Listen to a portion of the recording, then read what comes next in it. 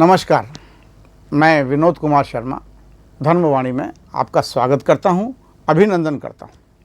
भाइयों और बहनों, इस संसार में ज़्यादातर लोग आत्मा और परमात्मा के बारे में जानना ही नहीं चाहते, और जो लोग आत्मा परमात्मा के बारे में जानना चाहते हैं वे उसे समझना ही नहीं चाहते, और जो आत्मा परमात्मा को समझना चाहते हैं वे गीता और रामचरितमानस को थोड़ा ही सुनकर उकता जाते हैं, यानी कि बोर हो जाते हैं और सुनना बंद कर देते हैं। यदि आप आत्मा और परमात्मा के बारे में जानना चाहते हैं, ज़्यादा से ज़्यादा आप इसको सुनें या हो सके तो पढ़ें। इससे स्वाध्याय के जरिए आत्मा परमात्मा के परायण होकर उनके बारे में श्रद्धापूर्वक और विश्वासपूर्वक जान सकेंगे। आज हम गीता के 29वें 30वें श्लोक की व्याख्या समझेंगे। 29वां श्लोक में भगवान श्री कृष्ण कहते हैं कि आश्चर्यवत् पश्यति कश्चितेन माश्चर्य वदति तथैव चान्य आश्चर्यवचेन मन श्रोति श्रुत्वाप्येन वेद न चैनम कश्यति। जिसका अर्थ है कोई एक महापुरुष ही इस आत्मा को आश्चर्य की भांति देखता है, और वैसे ही दूसरा कोई महापुरुष ही इसके तत्व का आश्चर्य की भांति वर्णन करता है, तथा दूसरा कोई अधिकारी पुरुष ही इसे आश्चर्य की भांति सुनता है। कोई कोई तो सुनकर भी इसको नहीं जानता। इसमें भगवान ने ये भाव दिखलाया है कि आत्मा आश्चर्यमय है, इसलिए उसे देखने वाला संसार में कोई विरला ही होता है, और वह उसे आश्चर्य की भांति देखता है। जैसे कोई मनुष्य लौकिक दृश्य वस्तुओं को मन और बुद्धि और इंद्रियों के द्वारा एवं बुद्धि से देखता है, आत्मदर्शन में वैसा नहीं है।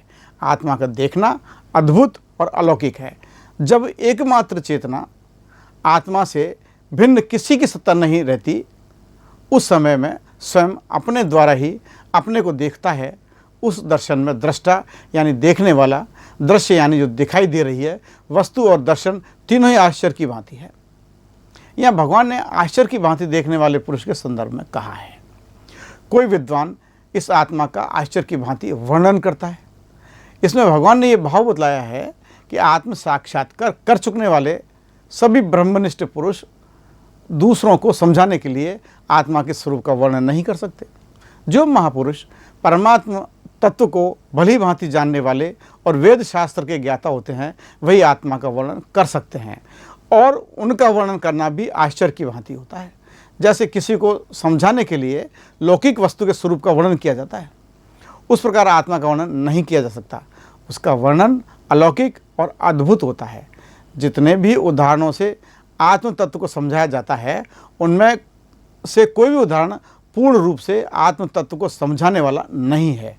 उसके किसी एक अंश को ही उदाहरणों के द्वारा समझाया जाता है, क्योंकि आत्मा के सदृश कोई अन्य वस्तु है ही नहीं। इस अवस्था में कोई भी उदाहरण पूर्ण रूप से लागू नहीं हो सकता। यद्यपि विधिमुख, निषेधमुख आदि बहुत से आश्चर्य संकेतों द्वारा महापुरुष उसका लक्ष्य कराते हैं। यही उनका आश्चर्य की भांति वर्णन करना है। वास्तव में आत्मा वाणी का विषय नहीं है, शब्दों से उसका वर्णन नहीं हो सकता। भगवान ने तीसरी किस्म के पुरुषों के बारे में बताया है कि आश्चर्य की भांति सुनता है। इसका भाव यह है कि इस आत्मा का वर्णन सुनने वाला सदाचारी, श्रद्धालु, आस्तिक पुरुष भी कोई विरला ही होता है। उसका सुनना भी आश्चर्य की भांति है, अर्थात जिन पदार्थों को वह पहले सत्य, सुख रूप और रमणीय समझता था, तथा जिन शरीर आदि को अपना स्वरूप मानता था, उन सबको अनित्य, नाशवान, दुख रूप और जड़ तथा आत्मा को उनसे सर्वथा विलक्षण सुनकर उसे बड़ा भारी आश्चर्य होता है, क्योंकि उस तत्व का पहले से कभी सुना या समझा हुआ नहीं होता। किसी भी लौकिक वस्तु को से उसकी समानता नहीं होती। इस कारण यह उसे बहुत ही अद्भुत लगता है, और जब वह आत्म तत्व को तन्मय होकर सुनता है और सुनकर मुक्त हो जाता है। चौथी प्रकार के मनुष्य भगवान ने बताए हैं कि कोई कोई सुनकर भी इसको नहीं जानता। यहाँ भगवान का अभिप्राय है कि अंतकरण में पूर्ण श्रद्धा और आस्तिक भाव जिनके नहीं होता, जिनकी बुद्धि शुद्ध और सूक्ष्म नहीं होती, ऐसा मनुष्य इस आत्म तत्व को सुनकर भी संशय और विपरीत भाव के कारण इसको यथार्थ रूप से नहीं समझ पाता। भगवान महावीर से एक बार किसी ने प्रश्न किया था, परमात्मा कैसा होता है? उसका वर्णन करते हुए उन्होंने बताया कि यदि हाथी के पास किसी अंधे को खड़ा करें और उससे पूछें कि तू इसको छूकर बता कि इसका स्वरूप कैसा है, यदि उसकी पकड़ में हाथी की सूंड आई हो तो सूंड का ही वर्णन करेगा, यदि उसकी पकड़ में पूंछ आई हो तो पूंछ का ही वर्णन करेगा, यदि उसकी पकड़ में पैर आए हों तो पैर का ही वर्णन करेगा, यदि उसके पकड़ने में कान आया हो तो कान का ही वर्णन करेगा। वह पूर्ण रूप से हाथी का वर्णन नहीं कर सकता। उसी प्रकार परमात्मा का वर्णन पूर्ण रूप से कोई नहीं कर सकता, हर कोई उसके अंश का ही वर्णन करता है।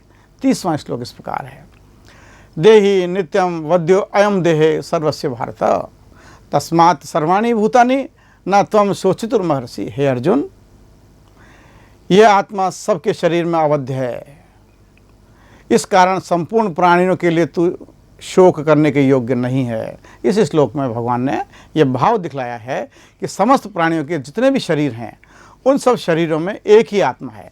शरीरों के भेद से अज्ञान के कारण आत्मा में भेद प्रतीत होते हैं, वास्तव में भेद नहीं है और आत्मा सदा ही अवध्य है। उसका किसी भी काल में किसी भी साधन से नाश नहीं हो सकता। अब तू निर्भीक होकर युद्ध कर।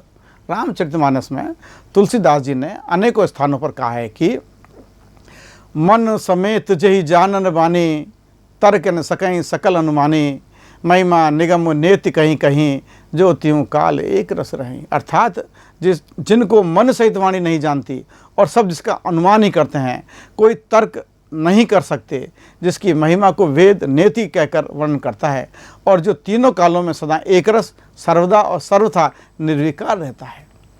प्रकृति पार प्रभु सब उर्वासी ब्रह्म निरीह बिरज अविनाशी। यहाँ मोह कर कारण नहीं रवि सन्मुख तम कबहू की जाही। अर्थात प्रकृति से परे प्रभु सदा सबके हृदय में बसने वाले, इच्छा रहित, विकार रहित अविनाशी ब्रह्म है। या मोह का कोई कारण नहीं है। क्या अंधकार का समूह कभी सूर्य के सामने जा सकता है? तो भाइयों और बहनों, आपने 11वें से लेकर 30वें श्लोक तक आत्मा के बारे में समझा। भगवान ने जो लोग आत्मा को मानते हैं उनको भी शोक करने का कोई कारण नहीं बताया, और जो लोग आत्मा को नहीं मानते हैं उनको भी शोक करने का कोई कारण नहीं बताया। और अंत में 29वें 30वें श्लोक में आत्मा का निर्धारण किया है और स्पष्ट रूप से बताया है कि आत्मा हमेशा अवध्य है। यह किसी के समझ में आना अत्यंत कठिन है। वह सिर्फ अनुभव से, शास्त्रों को सुनने से, उनको समझने से, उनको पढ़ने से ही जाना जा सकता है। तो आप सुनते रहें गीता की व्याख्या रामचरितमानस के अनुसार और समझते रहें हमारा नारा गीता मानस की वाणी घर घर पहुँचानी। यदि एपिसोड पसंद आया हो तो कृपया लाइक करें, शेयर करें, सब्सक्राइब करें। जय श्री कृष्ण, जय श्री राधे राधे, जय श्री राम। मिलते हैं अगले एपिसोड में। धन्यवाद।